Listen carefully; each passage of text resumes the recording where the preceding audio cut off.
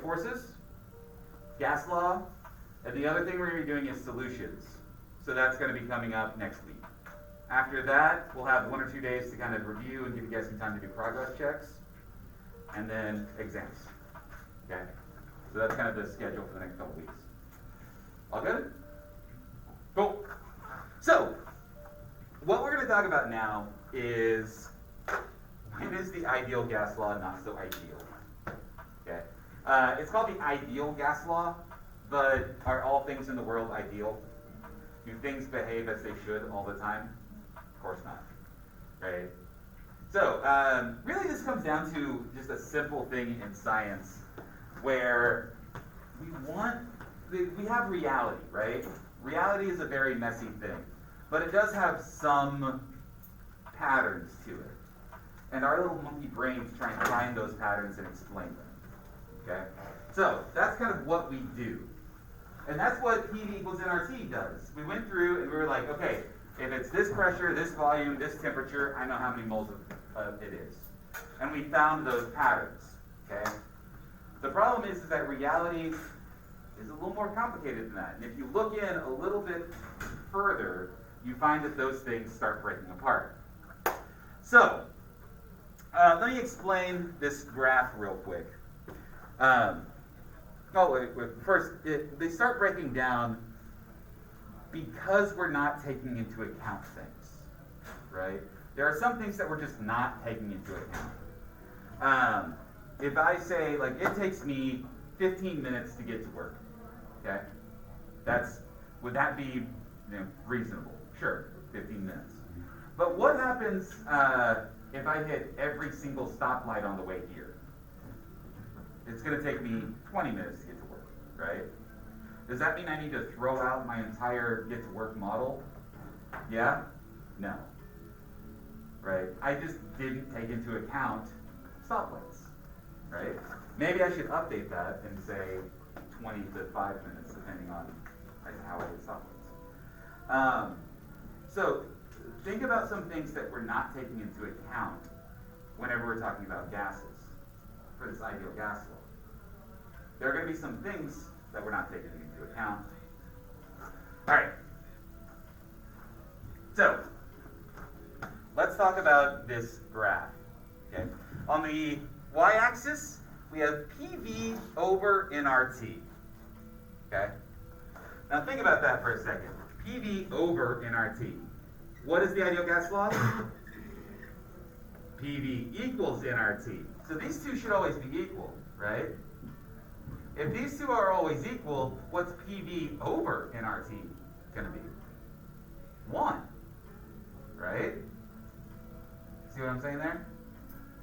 So, that's kind of what we see here, is for an ideal gas, for something that's not misbehaving at all, this should always be 1, should always be right there. But let's actually take a look at some real gases and how they behave. So for CO2, this yellow boy, it's not behaving as an ideal gas at all, is it? But then again, the x-axis here is pressure. What is 200 atmospheres of pressure like? A lot, right? What's the pressure in this room right now? 1. Right? 200 times this pressure. And then we keep going. 400, 600, 800, 1,000 times this current pressure. So this is under super, super high stress conditions, right? Things that you don't typically see, kind of like running into a stoplight every single intersection, right? So, in situations where things are a bit extreme, this ideal gas law starts to break down and doesn't work anymore, okay? Because we didn't take into account something. All good? Cool. All right. Okay, so there's that. Same thing over here. This is just at you can even see it at different pressures. Okay. Okay, so what's causing this? causing this is two things. The first thing we're going to talk about is volume. Okay. If we have a certain volume, let's say I have a big container, like a liter container of things, right? This is 1 liter, right?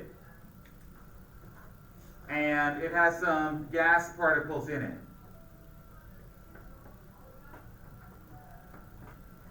This is still 1 liter of empty space, right? Yeah? Is it 1 liter of empty space? No. What is in here that's taking away the empty space? The gas itself, the atoms themselves, right? Now, whenever you're talking about a big open container like this, those little dots aren't really going to matter much at all, right? But what if we're dealing with the same amount of gas in something this big, a very, very small volume? 1, 2, 3, 4, 5, 6, 7, 8, 9, 10, 12, 13, 14, 15, 16, 17, 18, 19, 20. So, 1, 2, 3, 4, 5, 6, 7, 8, 9, 10, 11, 12, 13, 14, 15, 16, 20, 21. Now is this still the same amount of empty space? No. Whenever you're at very, very small volumes of your container, the size of the atom starts mattering a lot, doesn't it? So, we didn't take into account that we had to subtract the size of the atom from the total volume. We hadn't had to consider that at all. But if you're dealing with super small volumes, now all of a sudden you have to start taking that into calculation as well. Okay? That's one way the ideal gas law starts breaking down. All good? Yeah. So that's number 1. Second thing, bring back those intermolecular forces. Okay. Doesn't matter if you're polar, non-polar, whatsoever. Just you're always going to have some kind of intermolecular force happening, right? Something's going to be happening here. You're going to have so in gases, they're the same force, but in gases, we call them van der Waals forces, because 2 different people were studying 2 different things, and it turned out to be the same thing, you know. So, but yeah, same idea. London dispersion, van der Waals, same thing here. Okay, but there are going to be these intermolecular forces that are happening, right? So in an ideal world, these balls just bounce around and hit each other and kind of give their energy to other balls, like a little billiard ball, right? But now imagine if you were trying to play pool, but all the balls are magnetized, and they all pull on each other a little bit.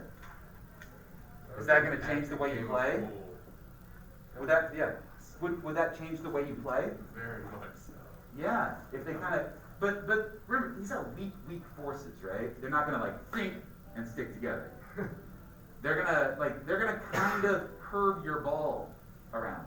You could literally try and curve your pool shot around balls if you're good enough. But that's what's actually happening in the real world. We weren't considering intermolecular forces, right? So you have all of these different particles, molecules, or atoms interacting with one another now. So normally, under an ideal condition, the particle will just hit the wall and bounce right back, right?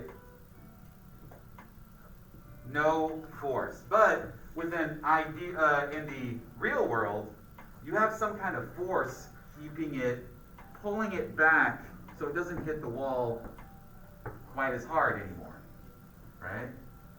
The more intermolecular forces you have, the more it's holding back so it's not hitting the wall quite as hard.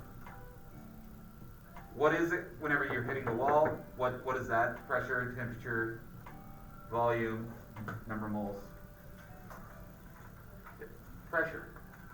We're talking about pressure when we're talking about hitting the wall container. So, we need to do something to correct for two separate things. We need to correct volume. We got to take into account the size of the atoms. And we got to correct pressure because we have to also take into account all these intermolecular forces. Okay? We all good? All right. So what we're going to do, we're going to take that ideal gas law, and we're going to put in two more variables that are going to be part of pressure and part of volume. And that's these guys, A and B. And people have gone through and found these guys for people, but we can kind of just see. A is going to be for your pressure. So if you would imagine, what's going to have a really high intermolecular force? Helium or, let's say, H2O? Which one's going to have more intermolecular forces? H2O, right? What kind of intermolecular forces does H2O have? Hydrogen bonding, super strong. Helium? What does helium have? London dispersion forces, really weak. So we're going to change H2O a lot more than we do helium, right? We all get there? Yeah. Kind of. So what's going to have more?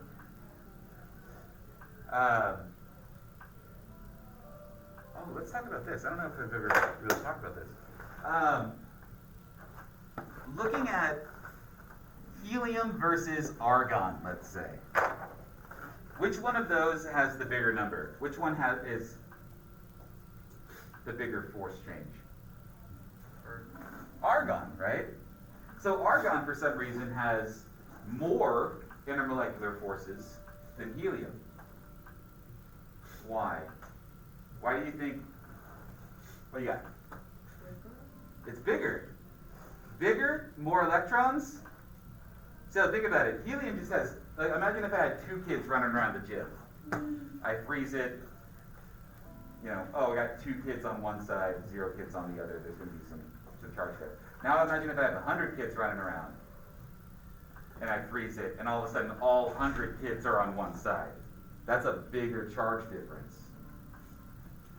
So that's why you have more of a London dispersion the bigger the atom, because you have more electrons. Okay, there's that.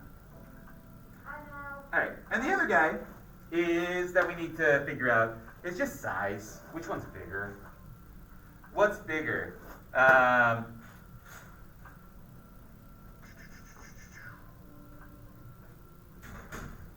the other one is just size. We are taking into account volume. How many can you pack in there?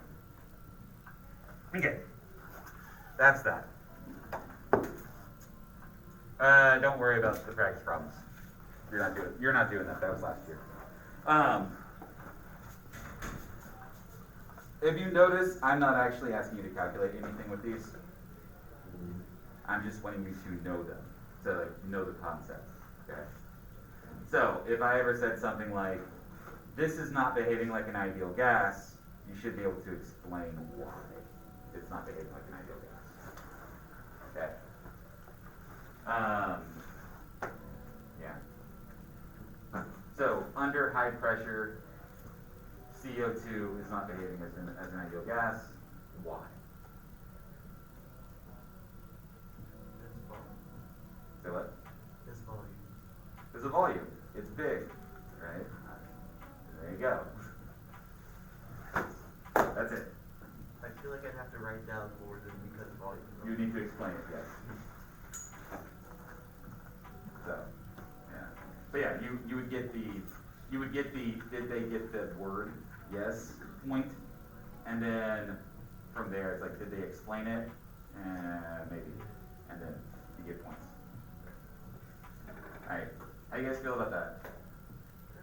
Pretty good. Yes, no. All right, I'm gonna try. I did this for the pre-AP and it worked out pretty well. what I want you guys to do, I'm gonna put a 2-point assignment up. It's not gonna be much at all. But I want you guys to write a paragraph as a group. So you guys come together, write a paragraph, a free response answer, to basically explaining deviation from ideal gas law. As much as you can go through and talk about it. Okay? So you two do that. You guys. So I'm gonna put that assignment in there. Write a paragraph, submit it. Yeah. Yep, on paper. Take a picture of it, submit it. Or I guess you can do text if you wish. This is free response, so I'm gonna give you the option of drawing if you want to draw pictures as well. But if you're just a pure typer, type away. Okay. That's that. I'll be walking around. Other than that, some other things you can work on for the rest of the day is all of those AP Central things.